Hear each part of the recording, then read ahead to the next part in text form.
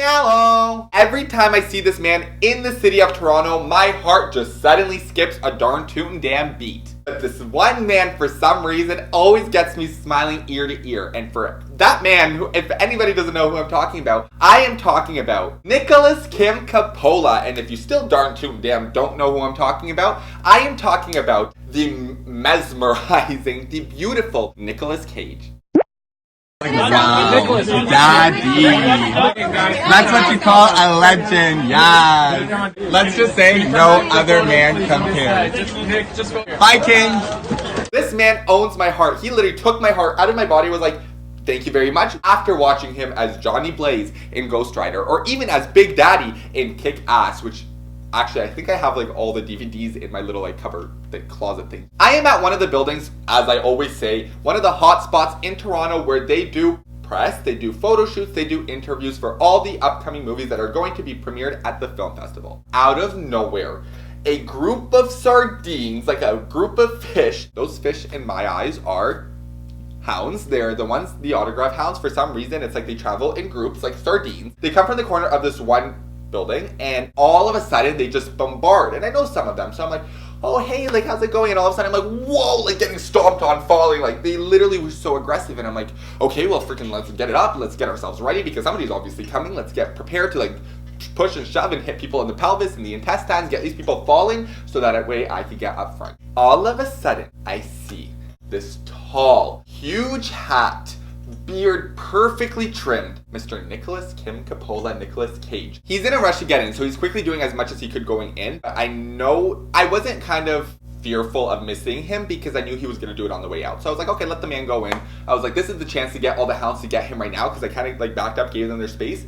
So that way when he goes in, they all kind of just like leave because they got what they wanted. All of a sudden in the distance of this building, inside, through these glass doors, I see Mr. Nicholas Kim Coppola walking through. He's taking selfies and he comes over to me. We get our selfie immediately. And before he continues on, because he is very quiet, but he's very generous, but he's very nice and smiley. And if you were to say something to him, he'll reciprocate that same energy back to you. So I look at him. I'm like, Nicholas, as soon as I saw you on the Toronto Film Festival list, I was like, I could not bear but be literally in the spot waiting for you every single day because I told him this, like, but keep in mind within like a 20-second time span. I was like, last time you came to TIFF, I was like, I got you, and you best believe that I needed to get you again. He loved it. He's like, oh, so you're a big fan, eh? I was like, I hope that he doesn't see me as like some like strange, creepy fan, because I promise I'm not. But he was like super cool about it. He was like, oh, well, it's nice to meet you. And I kind of gave him, this is where it's funny because he's so masculine and he's like a bear.